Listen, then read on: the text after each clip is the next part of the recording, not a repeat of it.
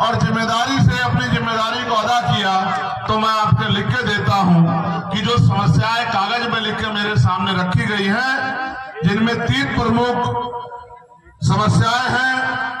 पहली है शिक्षा, दूसरी है चिकित्सा और तीसरा है पलायन।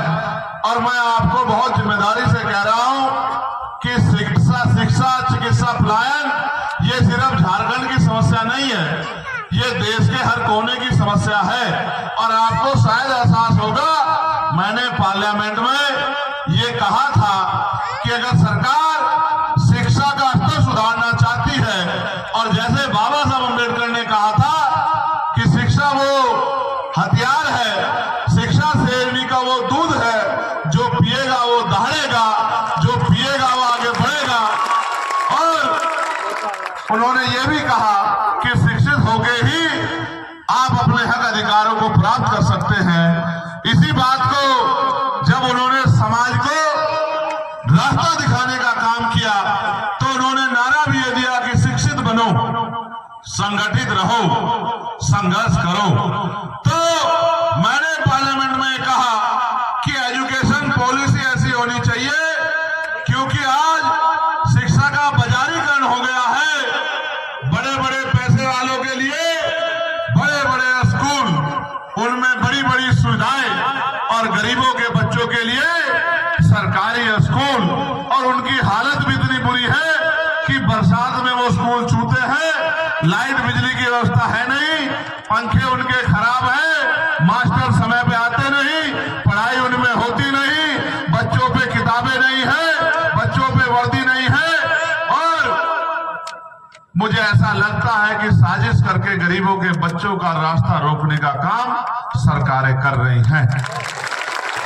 इसलिए मैंने ये कहा पार्लियामेंट में कि बदलाव तब होगा जब गरीब के बच्चे को भी अमीरों के जैसी शिक्षा की व्यवस्था होगी। और उसका एक ही रास्ता है, वो रास्ता ये है कि गांव के सरपंच से लेके जिला परिषद का मेंबर, ब्लॉक का प्रमुख, जिला पंचायत का सदस्य, जिला पंचायत का अध्यक्ष, विधायक, सांसद, पार्षद, मेयर, चेयरमैन, मंत्री, मुख्यमंत्री, राज्यपाल, प्रधानमंत्री या एडमिनिस्ट्रेशन में चीफ सेक्रेटरी से लेके प्रमुख सचिव, अवर सचिव, कमिश्नर, डीएम, एसपी और किसी विभाग का कोई भी कर्मचारी हो, उनके बच्चों की पढ़ाई सरकारी स्कूल में होनी चाहिए। इससे बदलाव क्या होगा आप देखो। एक जैसे हम 3 भाई यहां खड़े हैं, आप सोचो स्कूल की एक कुर्सी पे विधायक जी का बेटा बैठा होगा, और दूसरी कुर्सी पे जिला अधिकारी का बेटा बैठा होगा, और तीसरी कुर्सी पे मेरे आपके गरीब परिवार का बच्चा बैठा होगा। तो बताओ उसको अच्छी शिक्षा मिलेगी या नहीं मिलेगी, बताओ। क्योंकि जब अधिकारियों को अपने बच्चों की फिक्र होगी, नेताओं को अपने बच्चों की फिक्र होगी, तो उस गरीब के बच्चे का भी रास्ता आसान हो जाएगा, उसको भी बड़ी अच्छी पढ़ाई करने का मौका मिलेगा। और जब वो पढ़ाई अच्छी करेगा, तभी नौकरी रोजगार करके अपने और अपने परिवार की गरीबी की बेटियां काटने का काम करेगा, उनको इज्जत सम्मान की जिंदगी दिलाने का काम करेगा। मैंने चिकित्सा की बात हुई, ये आप देख लो, लिखा है चिकित्सा। मैंने पार्लियामेंट में आवाज उठाई कि भाई चिकित्सा व्यवस्था तभी अच्छी होगी जब आप जितने भी सरकारी कर्मचारी हैं, अधिकारी हैं, जितने भी नेता हैं, जितने भी अभिनेता हैं, जितने भी सरकारी सुरक्षा प्राप्त लोग हैं, इनका और इनके बच्चों का इलाज सरकारी हॉस्पिटल में कराइए। क्योंकि प्राइवेट में पैसे वाला तो चला जाता है, उनका इलाज तो हो जाता है, लेकिन गरीब के बच्चों का इलाज और गरीब का इलाज तो सरकारी अस्पताल की तरफ वो देखते हैं। और जब वो सरकारी अस्पताल में जाते हैं मेरे साथियों, तो पहले तो डॉक्टर ही नहीं मिलता। अगर डॉक्टर मिल गया तो वो पर्चा लिख देता दवाई का, और दवाई बाहर से मिलती है, और टेस्ट लिख देता है, तो जहां से उसकी कमीशन है वहां से टेस्ट होता है, और गरीबों की जेब पर डाका पड़ता है। फिर अगर अच्छा इलाज चाहिए तो प्राइवेट हॉस्पिटल में जाना पड़ेगा। गरीबों के पास कहां इतने पैसे हैं कि वो प्राइवेट में इलाज कराएं। तो इसलिए गरीब ये सोचते रहते हैं कि ये सरकारें हमारी जिंदगी में बदलाव करेंगी। इसलिए मैंने मांग उठाई थी कि जब एक बेड पर डीएम साहब लेटे होंगे और दूसरे में मंत्री जी लेटे होंगे और तीसरे पे आपके मेरे किसान मजदूर परिवार का व्यक्ति लेटा होगा, तो डॉक्टर भी मौजूद होगा, दवाइयां भी अच्छी होंगी, टेस्ट भी अस्पताल में होंगे, सारी मशीनें भी होंगी और सुविधाएं भी होंगी, तो गरीबों का भी बहुत कम पैसे में अच्छा इलाज हो जाएगा। जब जब मैं सुधार की बात करता हूं तो सरकार में बैठे लोग मेरा मजाक उड़ाते हुए कहते हैं कि चंद्रशेखर आजाद एक मेंबर बन के सोचता है कि सरकार उसके हिसाब से चले। मैं उनसे कहता हूं कि चिंता मत करो, मैं अभी तो अकेला आया हूं, लेकिन आने वाले समय में मेरा बहुजन समाज इतने लोगों को भेजेगा कि इस पार्लियामेंट में चारों तरफ हमारे लोग ही दिखाई देंगे। और जिस दिन चारों तरफ हमारे लोग दिखाई देंगे, उस दिन मैं लिख के देता हूं कि कोई गुंडा किसी गरीब की बेटी की तरफ आंख उठा के नहीं देख पाएगा। मैं इस बात को आपको वादा करता हूं। साथ साथ इसके आगे बढ़ते हुए मैं ये भी कहना चाहता हूं, बहुत कुछ हो सकता है। जैसे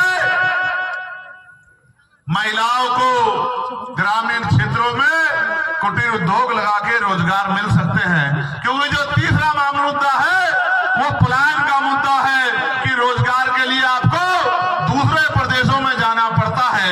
इसमें कोई झूठ नहीं है। मैं दिल्ली में रहता हूं, मैंने कोरोना काल देखा है किस तरह मेरा मजदूर परिवार रेल की पटरी पटरी अपने घरों आने की कोशिश कर रहा था। रोटी नहीं मिली, पानी नहीं मिला, किसी ने दरवाजे नहीं खोले, हमारी पीठ पे ईंटें ढो जाती है, लोगों की बड़ी बड़ी बिल्डिंग और बड़े बड़े मकान बनते हैं, लेकिन हमारे दरवाजे, किसी के दरवाजे हमारे लिए आंसू बहाने के लिए नहीं गिरे। और तो और सरकार हमें ट्रेन की सुविधा भी उपलब्ध नहीं करा पाई। सैकड़ों लोग पटरियों पर मर गए, सैकड़ों लोग भूख से मर गए। छोटे छोटे बच्चों को उनकी माए पीठ पे लाद के, बैग पे लाद के किसी तरह से गांव तक पहुंची। उस दिन मुझे एहसास हुआ कि ये दिल्ली देखने में अच्छी लगती है, लेकिन इस दिल्ली के नीचे, इसकी जड़ों में तो मेरे मजदूर परिवारों का खून पसीना लगा हुआ है।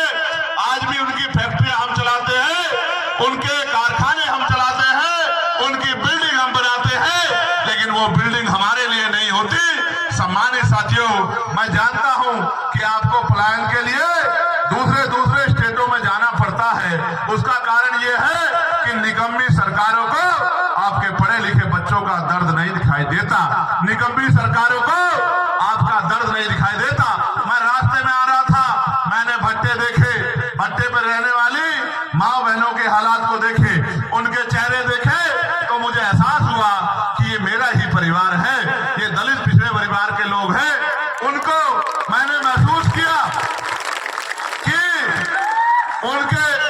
उनकी हाइट देखता हूं तो मुझे महसूस होता है कि ये ऐसा नहीं है कि ये भौगोलिक परिस्थिति की वजह से ऐसा नहीं है।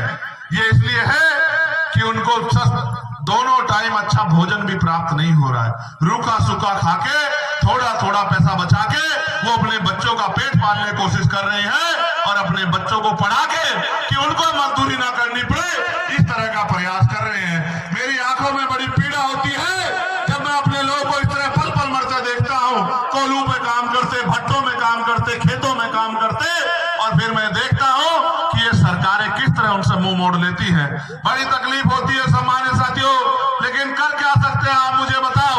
जिस तरह से महिलाओं पे शोषण हो रहा है, जिस तरह से आज भी मूछें रखने पे, घोड़ी चढ़ने पे, मटकी छूने पे और अच्छे कपड़े पहनने पे भी दलित पिछड़े आदिवासियों की खाल खींचने का काम गुंडे करते हैं, तो मन में पीड़ा होती है कि भारतीय